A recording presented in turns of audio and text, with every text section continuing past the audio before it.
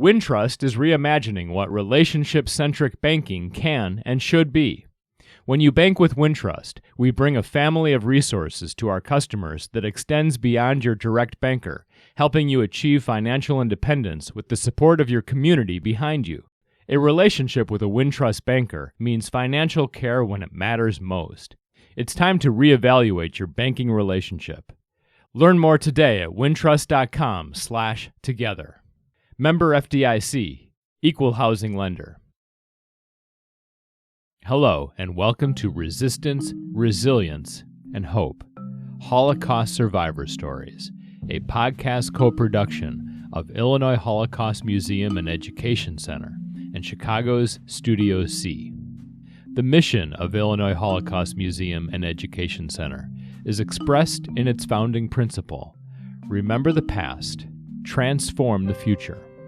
The museum is dedicated to preserving the legacy of the Holocaust by honoring the memories of those who were lost and by teaching universal lessons that combat hatred, prejudice, and indifference. The museum fulfills its mission through the exhibition, preservation, and interpretation of its collections, and through education programs and initiatives like this podcast that foster the promotion of human rights and the elimination of genocide. On this episode, we hear from Ben Goldwater. Ben was born in December 1938 in Brussels, Belgium. He was living in Eisden, a small city in the north of Belgium near Antwerp, when war broke out in September 1939. When the German army attacked the French and British armies through Luxembourg and Belgium, his family fled to France. The French government was not friendly to refugees, particularly Jewish refugees, so after several months, his family returned to Belgium, settling in Mons, near the French border. Ben's family lived under constant fear of denunciation as Jews and did whatever they could to avoid the local Gestapo.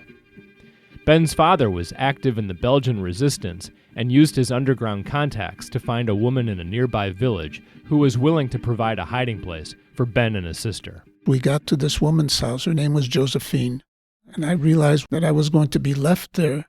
I started to cry bitterly. That feeling of abandonment was just overwhelming. I was devastated. And my father promised he would send my sister the next day, which he did. He brought my sister to stay with me the next day.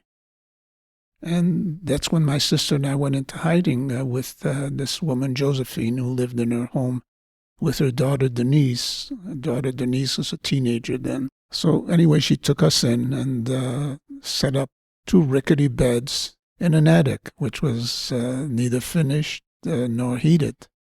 And that's the area that was given to my sister and I. Ben Goldwater arrived in Chicago on December 18, 1949, his 11th birthday, and enrolled in the 5th grade at Mason School on the west side of Chicago. He later attended Chicago's Senn High School, where he graduated in 1957. When he was a senior at Northwestern in 1960, Ben met his wife, Linda. They've been married for almost 60 years and have 2 children and 2 grandchildren. Ben earned his J.D. degree from IIT Chicago-Kent College of Law and has been practicing law to this day since 1964. We spoke in the Illinois Holocaust Museum Library just before his 81st birthday and the 70th anniversary of his arrival in Chicago. Ben, you were born in Belgium 10 months before the beginning of World War II. When war came, Belgium declared neutrality, but Germany, like it did elsewhere, violated that and moved in. What happened then to you and your family and to your way of life? My father had lived in Germany. He was born in Poland, and when his mother died, he went to live with his grandparents in Berlin. And so, having lived in Germany for a number of years prior to the war, he was familiar with German anti-Semitism. So when Germany attacked the British and French through Belgium and Luxembourg, my father decided this was an unhealthy climate for us in Belgium. So he took my mother, my sister, and I, and we fled to France. The French weren't terribly welcoming of refugees generally, and in particular Jewish refugees. So we decided to return to Belgium. Since the Germans attacked the British and French on May 10th, 1940, it would have been, I would say, the latter part of 1940, perhaps very early 41, when we returned to Belgium. We lived in Mons, M-O-N-S, a city in the southern part of Belgium, the French-speaking portion. And I do remember our initial lives in that particular city at that time. And what do you remember about it? I remember as a child standing on the corner of an intersection, approximately a half a block from where we lived, watching a German parade with a German soldier sitting on a horse. He had two timpani drums on either side of the horse. He was banging away with martial music playing, and I was watching him. And were you aware as you were watching them that this was the reason that your life had changed?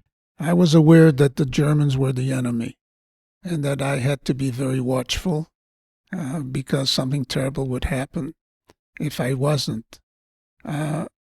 Obviously, at that age, I had no conception of what death meant. I didn't know what replacement into work camps or anything of that order. I didn't know what those things meant. But I did know that I had to be watchful and not speak about certain things in the presence of Germans or to anyone that might tell the Germans. So at this time, how old was your sister? My sister is 6.5 years older than I am. So she was born in 1932. So at that time, she must have been 8, 9 years old. So in some ways, she was a bit of an older sibling protector, but also she was probably old enough to be aware of how dangerous the situation might be, whereas you might not have had that full awareness at age 2 and 3. No question that she was aware of it. And my sister was given the, I won't say obligation, but she took care of me when I was a young child. And it graduated into the time when we went into hiding, where she was my security blanket, so to say. And you had a close relationship? We were a closely knit family. It was a very loving family. And my sister and I we played together. You know, she introduced me to certain things, certain games that we played, certain songs that we sang, you know, as children. And it continued into the time that we went into hiding. When you had settled back into life in Belgium and the Nazis were occupying the whole country, your mother resisted the edict to sew Stars of David on the lapels of your family's clothing. Can you tell me that story and also describe your mother as a person? What do you remember about her at that time? My mother was a very caring mother. She was what was typical at that time, a housewife. She took care of the family, the house, and my mother refused to sew the Star of David on the exterior of our clothing, although the Germans insisted that all Jews wear the Star of David. It served two purposes. It served the purpose of dividing the local populations into we and them being the Jews who had to wear the star, and we, the ones who didn't have to. And in addition to that, it provided for recognition of Jews at a distance. Eventually, my mother did sew the Star of David on the backside of our lapels so that it wasn't visible. But if asked to be shown, we could flip the lapels over and show that we were wearing the Star of David. Eventually, my mother felt it was too dangerous, and she removed them even from the backside of our lapels. And I can't tell you the exact length of time, but certainly until we went into hiding, we hadn't worn the Star of David for some time. There were repercussions, negative ones, if a Jew was caught without the Star of David on his clothing. They usually used the euphemism of being sent to a work camp in Germany, when in effect that would mean being taken and sent to either a ghetto in the east or a concentration camp. But, of course, that never happened to us because we were never caught by the Germans. And what about your father? What kind of man was he, and what did he have in him, do you think, that made him risk his life and join the resistance, which he did basically upon returning to Belgium, right? That is correct. He joined the Belgian resistance, the underground, which was basically the Belgian army in secret. My father was involved with that group because of a certain aspect of him that would be generally unexpected. My father was an unusual man. He was very, very gentle, but he was also a very strong man. And he had never gone beyond the first grade elementary school, but he had self-taught himself to read and write and speak a dozen languages. His German was virtually perfect. The only thing that a German could discern is a Berlin accent to his German. And for that reason, he was used by the underground quite often to send him right into Gestapo headquarters and learn whatever secrets could be learned to assist both the resistance and the Allies. They never took him for being anything other than a fellow German. As a matter of fact, my father was a wanted man by the Nazis. And they had a poster in Gestapo headquarters. They nicknamed him the gentleman because he always wore white shirts and ties. He was always well dressed. And he'd walk into their headquarters with the sign right above him, that he was a wanted man, but they never connected. And he was wanted at that point because of his known role in the resistance? I would think so, yes. And you spoke of your father having a Berlin accent, but your parents were both from Poland. Is that correct? That's correct. How did things change when war came and Belgium came under Nazi occupation? When the war started, we lived in Eisden, which is near the Dutch border, not far away from the city of Antwerp, in the Flemish-speaking section of Belgium. After the war started, or I should say after we fled from Belgium to France, we did not return to Eisden. We settled in Mons, which is a French-speaking portion very close to the French border. And there we stayed until the time that we went into hiding. And I can recall, I must have been 3 years old at the time, but I do recall walking with my father to a neighbor's house about a half a block or a block away from where we lived. They lived in an apartment. To get to the apartment, we had to climb a spiral staircase. And I remember doing that with my dad. A family lived there, had 2 boys. They were slightly older than I was. They both played the violin. And I remember walking up that spiral staircase with my father. And when we arrived, the door to their apartment was open. And we walked in, there was no one there, but there was food on the table, and the food was warm. And I walked into the boys' bedroom on my own, and I saw the 2 violins one on each of their beds. And when I walked back into the kitchen area, I saw my father, and I could tell from the look on his face that something horrible had happened. I guess he must have realized that the Germans had taken that family. And we returned home quickly after that. It was around that time that it must have been early or mid 1942. My dad took me aside, and he was very stern about it. He told me I had to forget that my name is Benjamin. I had to forget that my name is Goldwater. And I had to forget that we were Jews. I knew that what my father was telling me, if I didn't listen to him, if I didn't obey what he was telling me, that there would be dire circumstances, that dire things would happen to us. But I didn't understand the concept of death. I didn't understand that we would be shipped away. I didn't understand at that time why my father had looked so terror-filled and horrified by not finding that family in the apartment that we visited. But I knew that something terrible would happen. I just didn't know what.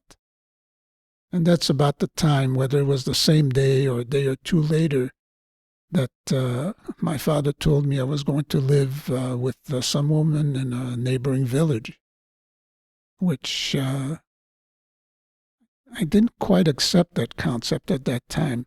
It's a shocking concept for a young child.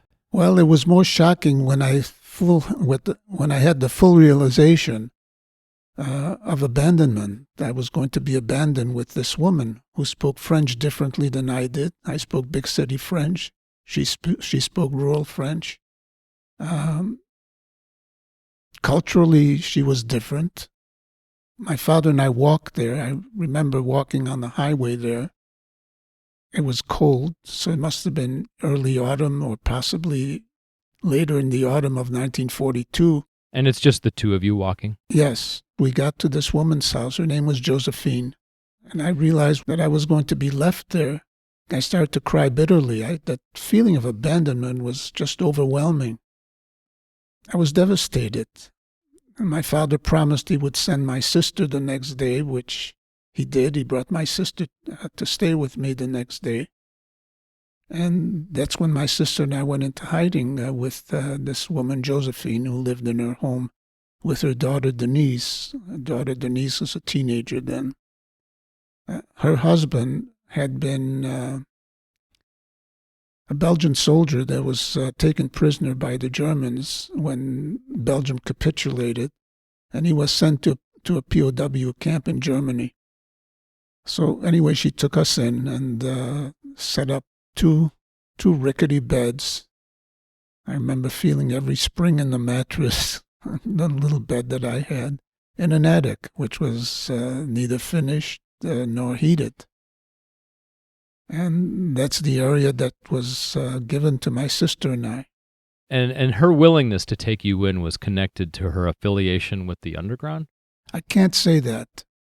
I know that my father obtained her name through the underground. Okay. But I don't believe she was affiliated with them. And I might add that her taking my sister and I in was not an act of goodwill per se. She didn't do it to save the lives of two Jewish children. My father paid her, and that's why she took us in. And you mentioned cultural differences between you and your sister on the one side and her on the other side.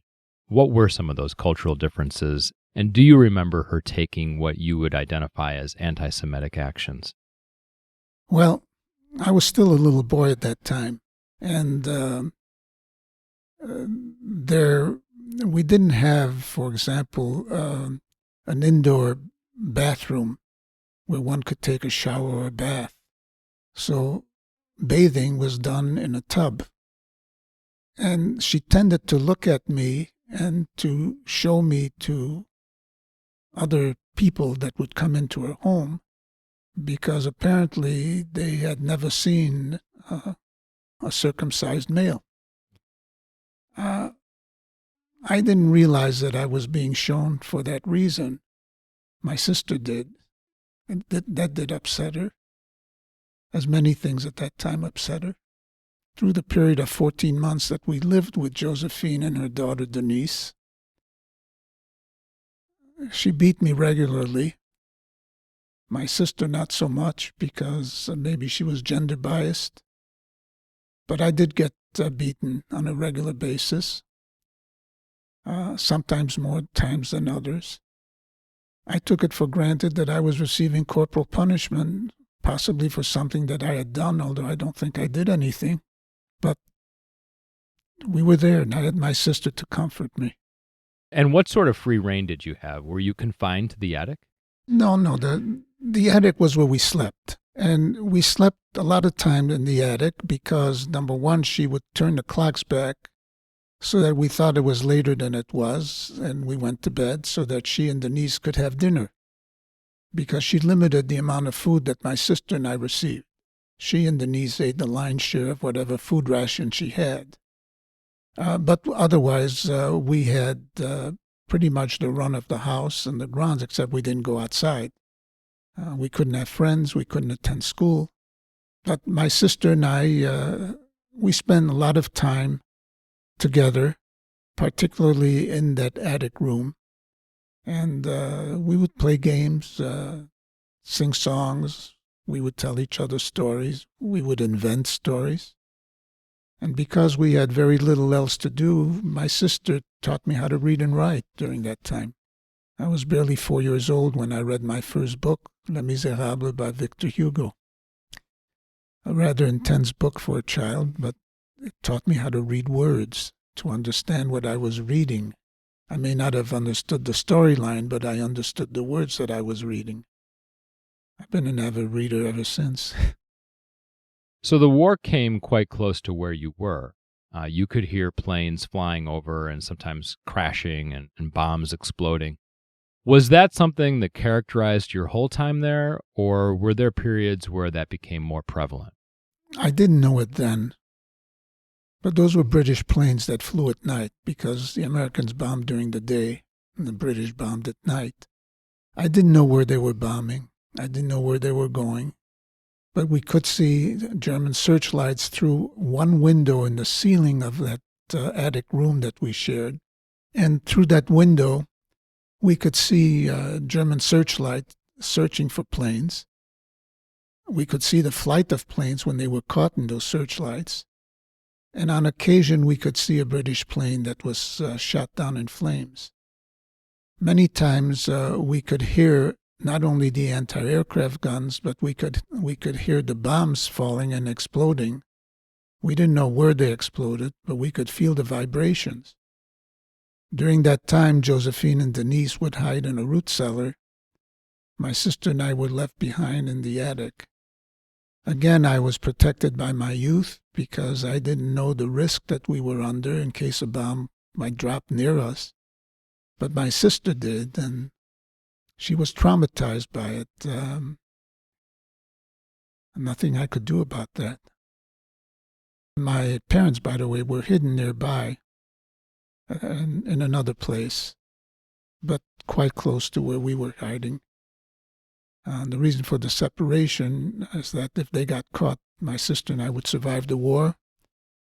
And if we got caught, then they might survive the war. But my parents were willing to brave a German curfew that didn't allow anyone to be out on the street after dark, to try to come to see us once a month. Josephine tried to prevent it on a number of times, claiming that we had gone to bed early or that we weren't feeling well. So they would arrive under the cover of darkness, knock on the door, and Josephine would basically resist? She'd let them in because we could hear their voices, but she wouldn't let us see them. Perhaps she didn't want us to tell my parents the kind of treatment that we received. We received inadequate food from her. She gave us food on a daily basis, but she ate the larger portion of whatever ration she received, she and her daughter, while she left perhaps scraps for my sister and I to eat. And my sister tried to satiate herself by drinking huge amounts of water, where she became bloated. She couldn't take 3 steps without feeling pain in her side. On the other hand, I became rather scrawny. I presume malnutrition. One day I recall, I was so hungry I raided the garbage can. Josephine had cooked carrots and had thrown away the carrot greens, the tops. And I raided the garbage can, took out the carrot greens and ate them. I got an extra beating for that because Josephine said to me that if people found out that I had raided the garbage can, they might think she wasn't feeding me. Of course, she wasn't. At any rate, ultimately it came that my parents did get to see us. My mother was able to speak to my sister privately. My sister explained to her what was going on in that household. And after 14 months, my father obtained false identity papers again through the resistance. And we moved to a neighboring village called Mézières, where we lived out the war. And when you say that, you lived out the war as a family of 4? Well, actually, as a family of 4 for a period, and basically as a family of 3. because again, my parents decided to separate my sister and I. They sent her to a convent. The convent, the nuns had 21 girls that they had at this convent, of which 19 were Jewish girls. They treated the young women well, but of course they tried to convert them to Catholicism. And my sister would periodically ride her bicycle and come home to see us. But the separation was important, that if we were caught, and my sister might survive the war. So when you had moved and were in the home where you stayed for the remainder of the war, I would imagine that you had the same circumstances where you basically were hidden away. Is that correct? Well, we had false identity papers, and I used a name other than my name. It got to be so common for me to use that name that I virtually forgot who I really was. And what was that name? Jean Goldwater. Goldwater was the name of a Dutch family that had died, and the resistance were able to provide false identity papers in those names for my parents. And of course, as their child, I became Jean Goldwater. My father was Pierre, and my mother was Simone. How would you describe your life at this time? We saw Germans, many of them training for the Eastern Front, so that we saw the German recruits training in their underwear and their undershirts in the middle of winter, because they were training for the Russian winters to be sent east. My father, again, was used by the underground at that time, because the adjoining village to Mézières, where we would live, was a place called Casteau. And Casteau was the place where the Germans had built this huge detention camp. It literally housed thousands of prisoners, and most of them were either political prisoners, members of the resistance that had been captured, and Jews. And from there, the Germans decided where they would send the Jews. Most of them were sent either directly to Auschwitz or to the Warsaw Ghetto. Again, my father, because of his linguistic abilities, was used to enter and leave the camp. And he was used to smuggle messages and sometimes weapons in and out of the camp. Of course, I didn't know that at the time. I remember one time my father took me with him because he felt that the Germans couldn't believe that somebody from the resistance would take a child along. Camp was surrounded by a high barbed wire fence, and the cleared area meant that no one could come close to the camp without being seen, nor could anyone leave the camp without being seen. And I remember being outside of the barbed wire with my dad, and suddenly a door opened up in the barbed wire, and a German soldier came out. And as he came up to me, I had curly blonde hair at that time. He said in German that I was a cute little girl. And he patted me on the head. And as I said before, my sister had taught me how to read and write. And I noticed the patch on his shoulder that said Österreich, which meant he was an Austrian soldier. And he told my father to wait there. My father had a decision to make. Does he disregard that order and go home? In which case, he would easily be found out, because these are small villages, everybody knew everybody. And they might get suspicious as to why he disobeyed the order to wait there, and that might lead to discovery that we weren't really who we said we were. So the other choice he had was to wait and see what this German soldier wanted. And after a number of minutes, he came back out of the camp, and he carried with him a loaf of Bavarian rye, which he gave me. To have real bread, especially a loaf of Bavarian rye bread, was something that nobody could see. You know, we ate ersatz bread, which was made out of the chaff, not the seed of wheat. And so we brought it home, and my mother wouldn't eat the crust that touched his uniform, so she cut that off. But we feasted on that bread. After we were liberated, the campus at Casteau was used by the Allies as a POW camp and also a camp where collaborators were housed. But the Allies needed the soldiers to go on with the war in Germany, so my father's underground unit was given the job of guarding the camp.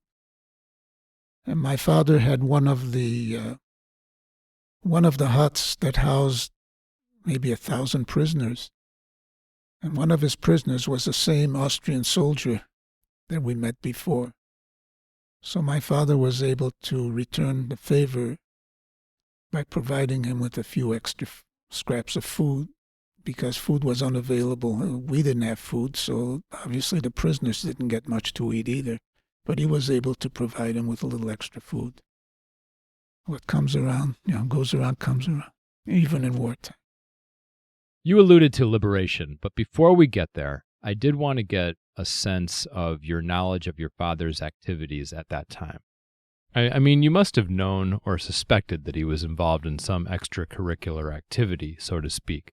But to what degree were you aware of it? And did you have a sense of the extra danger that he was in, and also by extension your family was potentially in? Well, to start out, I think, as you know, I'm an attorney now. And to use a legal expression, much of what I learned was hearsay, because I didn't personally witness or hear these things.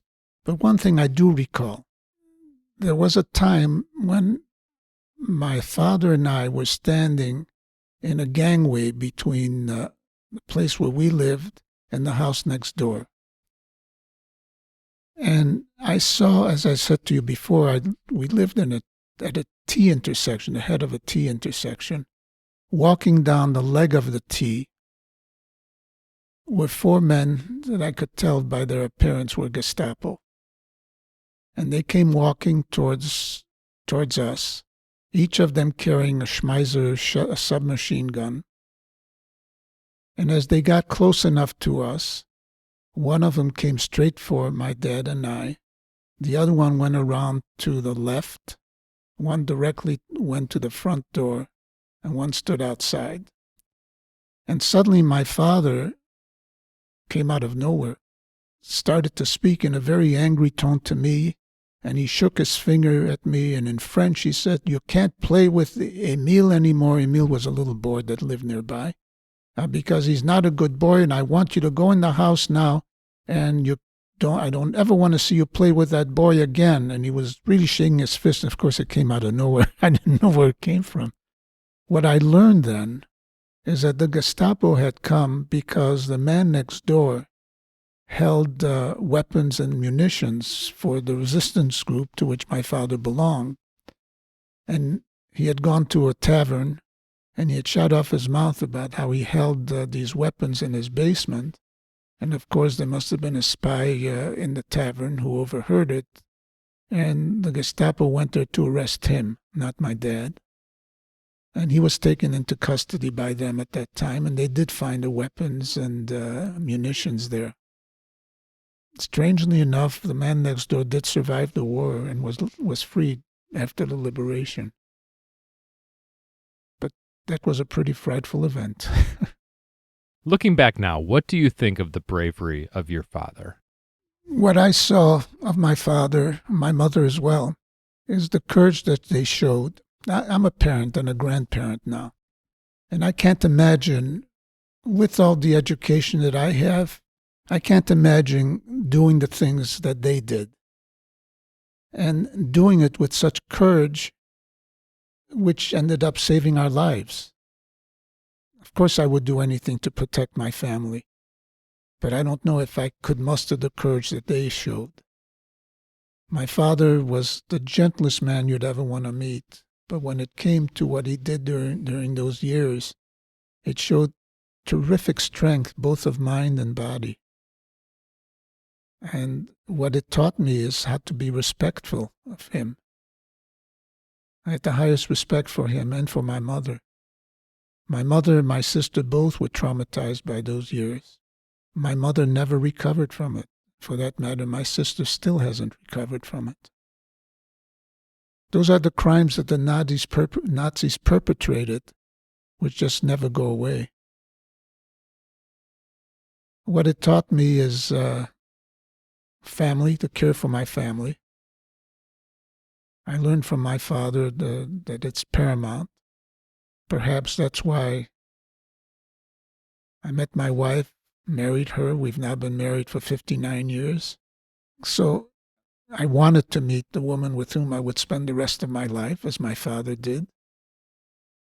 And I have accomplished that. I did provide for my family, my children. I provided them with an education and the tools for success in life.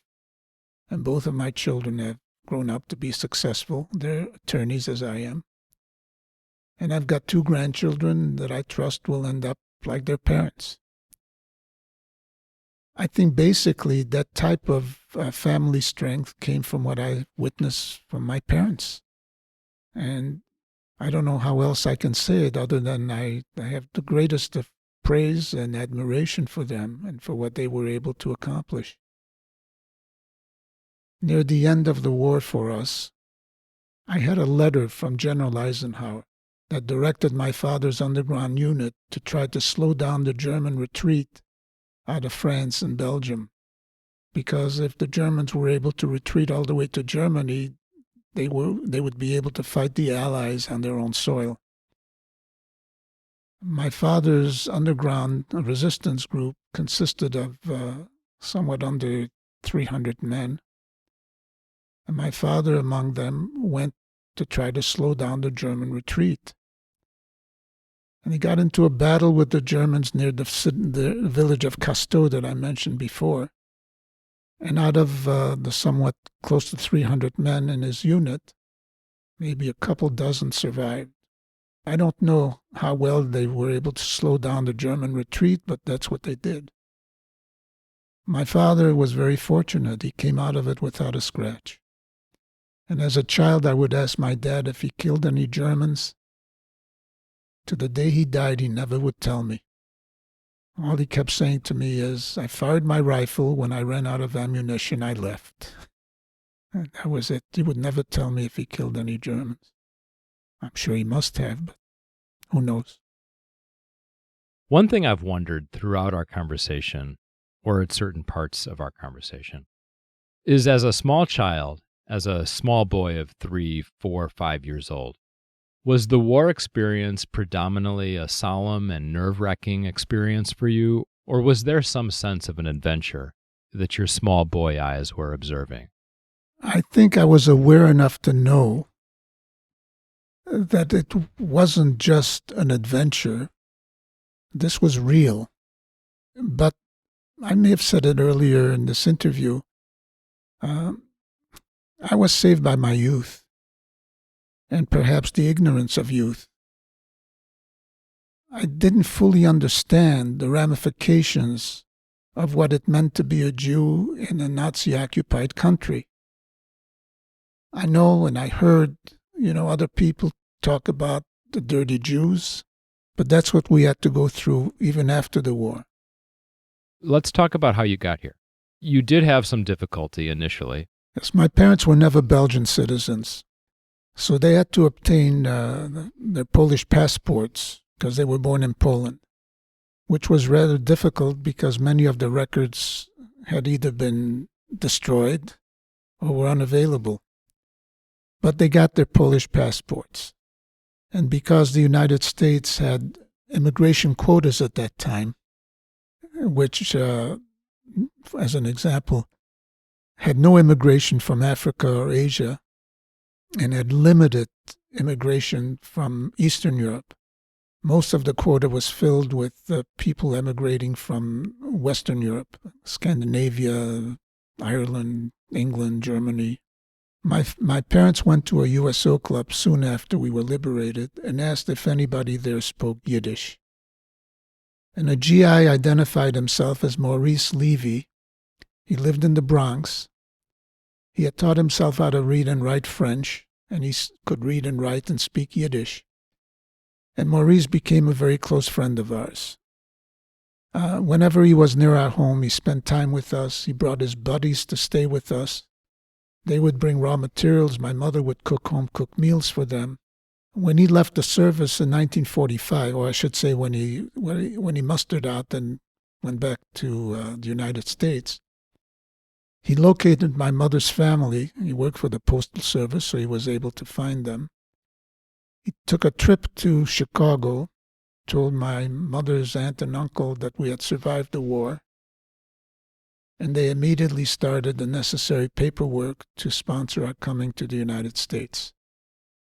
Still, we had to wait for a visa, and we waited over 4 years for a visa.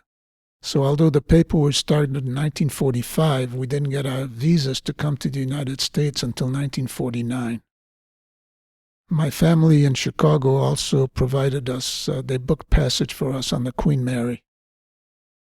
And we left from Southampton in England, traveled to New York. We arrived in New York on December 15, 1949. We spent 3 days with Maurice Levy and his family. And then we came to Chicago, and we arrived in Chicago on December 18, 1949, my 11th birthday. I was enrolled in the 5th grade, couldn't speak any English, and I had a friendly teacher that could speak German. And so with a few words of German, I was able to take some books home. And in taking the books home, I read every word with a French-English dictionary at my side, and learned how to speak English. Within 2 weeks, I was conversant. Dictionary is a wonderful tool. Maurice Levy, when he came to Chicago, met my mother's family. And in addition to their sponsoring coming to the United States, Maurice met my cousin. And in 1951, they married. So he not only was a friend, but he became family as well. Anyway, as I said, I became an attorney. I have 2 children. They also became attorneys, and I have 2 grandchildren. And these are all things that could not have happened if I hadn't survived the Holocaust. It's pretty much like I tell the kids when I speak at the museum here. It's similar to the story that we see at Christmas time on television, It's a Wonderful Life, where Jimmy Stewart, who plays the role of George Bailey, tells his guardian angel that he wished he'd never been born. And the guardian angel shows him what life would have been like had he never been born. And I can say somewhat the same thing. If I hadn't survived the Holocaust, I wouldn't have come to the United States. I wouldn't have met my wife. I wouldn't have my children. I wouldn't have my grandchildren. I wouldn't have had my education. I wouldn't have become an attorney. I wouldn't have been able to assist the thousands of clients I've represented during my career. None of that would have happened. And that gives thought to the fact that the Nazis killed some 6 million Jews and hundreds of thousands of others. And of the 6 million Jews, it is estimated that maybe 1.5 million were children who never got to live out their potential. We'll never know whether one of those children might have grown up to find a cure for cancer or develop technologies that are unheard of yet. Could have accomplished so many things in the arts and the sciences, in medicine, in education, but we'll never know because their lives were snuffed out before they could reach their potential. They were murdered by the Nazis during the Holocaust. I just trust that the people that I talk to learn a lesson from my experiences and, of course, the experiences of those who suffered in the concentration camps. And I can't tell the horrific stories of those who survived the concentration camps because I was never interned in one. But they can stop another Holocaust from happening. I've always felt that the fact that many of the people in the occupied countries showed apathy at the time this was happening to the Jews. They felt that It's happening to Jews, and I'm not a Jew, so therefore who cares? And that sort of apathy permitted the Germans to be as successful as they are. They can't show apathy, these kids today, towards any wrongdoing, any injustice. They have to speak up. And they can prevent another Holocaust from happening. And I'm not referring to a Holocaust against Jews. I'm referring to a Holocaust or an injustice against any people, even against a bully who picks on one or two other people. When you see an injustice, you've got to stand up and speak up, speak against it and stop it. And I think, unfortunately, the civics education that we get in our schools today may not go far enough in teaching these young people the rights that they have, how our Constitution works, what a wonderful instrument it is, and the foresight of the Founding Fathers and what they built into the Constitution. They have to have an understanding of these rights. And for many people, there's not only ignorance of what occurred during the Holocaust, but ignorance of their own rights right here in the United States. This is the greatest country in the world. And unless you've lived elsewhere where you've been under some other system, you can't really appreciate what you have. I think is the most important part of what I do when I speak to these kids. It's something that we tend to forget sometimes. And I think it's important that they know what their rights are and what wonderful life they lead under our system of government. Outside of those public speaking engagements that you have, how often do you tell this story in maybe not this level of detail, but in a detailed way to family or friends or even colleagues? And was there a process by which you came to be more comfortable telling that history? I mean, was there a period of time where you didn't talk about it at all? I don't think that I ever felt discomfort about talking about my experiences. But I never thought about talking about it to other people. It wasn't because of discomfort. I just don't know that I ever had an opportunity to. Nobody asked me, and I just didn't feel that it was something I should tell. Until a man that I met my first day in high school, he sat right behind me. His name was Robert Greenberg. He's also an attorney. His wife is a docent here at the museum. And his wife questioned me about it, and when she found out that I was a survivor, she suggested that I speak to the museum. And so staff at the museum interviewed me, and I've been speaking at the museum now ever since this building was constructed. I'm willing to speak to other people if it means that I open their eyes to something that they didn't know before. I've spoken to private groups. I've spoken to in different high schools. I've told my story in French. When we finish this, we're going to do the whole interview again in French.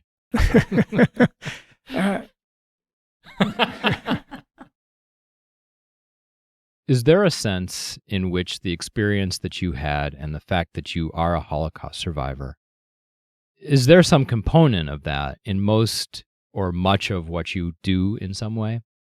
For example, as an attorney, do you think it somehow informs your work? I think it enhanced my sense of justice because of the injustices that I experienced as a child. Whether or not that led me into becoming an attorney, I really can't say. I think we've covered a lot of ground, but do you have a parting message for the listeners to this podcast? I think people should learn what occurred so that history doesn't repeat itself. And I think that's the most important part of what we, the survivors, tell our audiences. If they don't know or don't understand what occurred before, perhaps they can't help if it occurs again. But in order to make sure that history doesn't repeat itself, they have to know what the history was like to begin with. This is Ben Goldwater's wife, Linda, and I want to add that he has the most wonderful disposition. Our children, who are in their 50s, even laud him and tell him that they are very fortunate to have both of us as their parents, which of course makes us feel very good. And most of the time when he speaks to the students, they write him letters, and they are so heartwarming and so touching because most of them say how he changed their lives for the better, and they're so happy to meet him. A lot of them, before we leave, they shake his hand. I am so lucky. My children are so lucky. He is a wonderful person, and I love him. You've been listening to Resistance, Resilience, and Hope, Holocaust Survivor Stories, a podcast co-production of Illinois Holocaust Museum and Chicago's Studio C. If you'd like to learn more about this episode and the series in general, please visit ilholocaustmuseum.org or studiocchicago.com/Holocaust. And please share this podcast, rate it, and subscribe. I'm Andy Miles, and I'd like to thank executive producers Marcy Larson and Amanda Friedemann for their assistance and guidance in bringing this podcast to fruition. Ben Goldwater for his time and candor, and I'd like to thank you for listening.